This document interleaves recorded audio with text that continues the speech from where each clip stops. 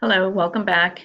We just want to do a little bit more practice with definite and indefinite articles now. So follow along with me and we'll see if you understand what we're doing so far. So remember that there are definite and indefinite articles. The definite articles mean the in English, and the indefinite articles can be translated a, an, or some. So how would you say a boy in Spanish? That would be an indefinite article, so you would say un chico. How would you say the video in Spanish? The is a definite video, so it's going to need a definite article. And video in Spanish is a masculine singular word, so you would use el video. How would you say some women in Spanish?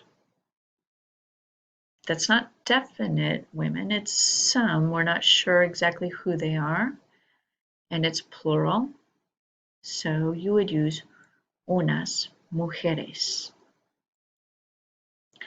How would you say the pencils in Spanish? Do you remember that lápiz is a masculine word?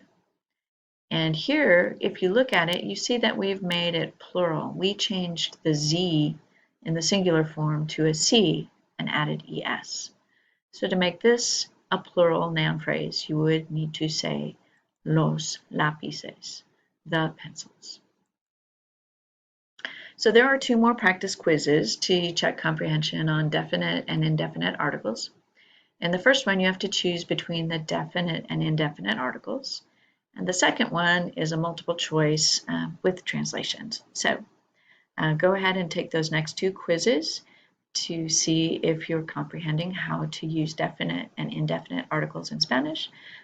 Hopefully this will get you ready for the quiz that you're going to take this week, and that will follow up this presentation. So email me if you have any questions, and have fun.